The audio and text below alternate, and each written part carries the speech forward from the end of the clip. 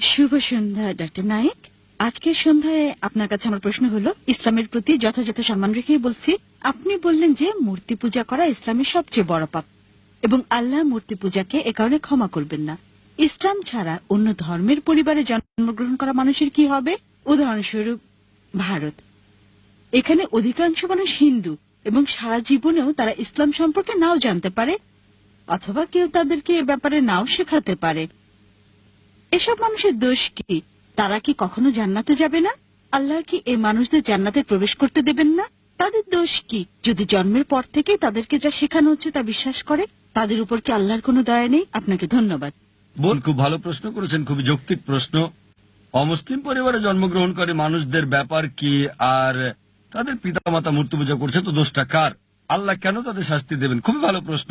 এই কারণে আমাদের প্রিয় নবী মুহাম্মদ সাল্লাল্লাহু আলাইহি ওয়াসাল্লাম বলেছেন, প্রতিটা শিশু দিনুল ফিতরের উপর জন্মগ্রহণ করে, প্রতিটি শিশু মুসলিম হিসেবে জন্মগ্রহণ করে।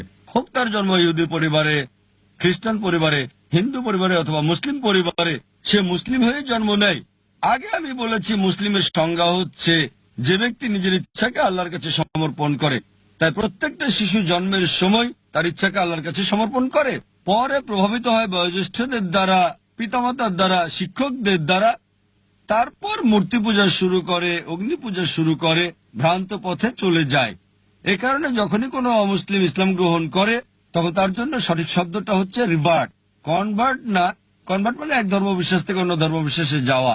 রিভার্ট মানে কেউ সঠিক পথে ছিল, ভ্রান্ত পথে গিয়েছিল, আবার সঠিক পথে ফিরে এসেছে। তাই যথার্থ শব্দটা হচ্ছে রিভার্ট। আপনার প্রশ্নের দিকে আসি। যদি কোনো শিশু অমুসলিম পরিবারে জন্ম নেয়, আল্লাহ কিভাবে তাকে শাস্তি দিতে পারেন? এই কারণে কোন শিশু অমুসলিম পরিবারে জন্ম নিয়ে বালেগ হওয়ার আগে যদি সে মারা যায়, সে জান্নাতে যাবে ইনশাআল্লাহ। কেন? কারণ প্রত্যেক শিশুই তার ইচ্ছাকে আল্লাহর কাছে সমর্পণ করে।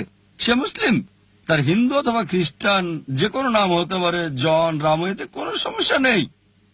কিন্তু যদি শিশু বলে গণ্য হয় আর যদি সে অবস্থায় মারা যায়, তাহলে জান্নাতে যাবে, মুসলিম বা অমুসলিম যে পরিবারেই সে জন্মগ্রহণ করুক না কেন। পরবর্তীতে যখন সে বড় হয়ে ওঠে এবং বালেগ হয়, তখন সে দায়ী হয় তার নিজের কাজের জন্য। এ কারণে যদি কোনো শিশু অপরাধ করে, কোর্টে তাকে ছাড় দেয়, তবে যখন বালেগ হয়, সে বলতে পারে না যে বাবা শিখিয়েছে তাই আমি এখন চুরি করছি। যদি বড় হয়ে 22 বছর বয়সে চুরি করার পরে পুলিশ তাকে ধরে, সে বলতে পারে না আমার বাবা শিখিয়েছে তাই আমি চুরি করছি। বিচারক কি তাকে ছেড়ে দেবে? যদি 5 বছর বয়স হয়, বিচারক বলতে পারেন ঠিক আছে, সে শিশু, তার জ্ঞান বুদ্ধি হয়নি। কিন্তু যখন প্রাপ্তবয়স্ক হয়, তখন যদি বিচারককে সে বলে আমি চুরি করছি কারণ আমার বাবা শিখিয়েছে, তাকে ক্ষমা করা হবে না। প্রত্যেক ব্যক্তি তার কর্মের জন্য দায়ী। যখন কেউ প্রাপ্তবয়স্ক হয়, তখন তার দায়িত্ব হচ্ছে সত্য অন্বেষণ করা। আমাদের মুসলিমদের দায়িত্ব অমুসলিমের কাছে বাণী পৌঁছানো। ওই লোকটা বাণী গ্রহণ করুক বা না করুক, মানুষকে মুক্ত করে দেওয়া হলে যেটা হয়, দুটো সম্প্রদায় আছে যারা 1950 সালের আগে আধুনিক সভ্যতার কোনো ছোঁয়া পায়নি। একটা হলো কাপাউকি সম্প্রদায়, অন্যটা অ্যাস্টোরিয়ান অ্যাবরিজিনস। এই সম্প্রদায়গুলো 1950 সালের আগে আধুনিক সভ্যতার ছোঁয়া একেবারেই পায়নি। আর গবেষণা করে তাদের জীবন পদ্ধতি সম্পর্কে জানা গেছে যে সেটা ইসলাম ছাড়া আর কিছুই না। কিন্তু তারা নিজেদের মুসলিম বলে না। এক স্রষ্টা বিশ্বাস করে স্রষ্টার কোনো প্রতিমা নেই, কোনো প্রতিমূর্তি নেই। স্রষ্টার উপাসনা করার সময় তারা মাটিতে সেজদা দেয়। সবই ছিল ইসলামের মতো, শুধু নাম ছাড়া। তাই কোনো শিশুকে প্রভাবিত করা না হলে সে আল্লাহর কাছে নিজের ইচ্ছাকে সমর্পণ করে এবং সঠিক পথেই থাকে। প্রাপ্তবয়স্ক হওয়ার পরে আমাদের মুসলিমদের দায়িত্ব হচ্ছে ইসলামের বাণী অমুসলিমদের কাছে পৌঁছানো। যদি আমরা না পৌঁছাই, আল্লাহ আমাদের হিসাব নেবেন, তিনি আমাদের হিসাব নেবেন। কিন্তু আমরা আমাদের কাজ করি বা না করি, আমরা দায়ী হব।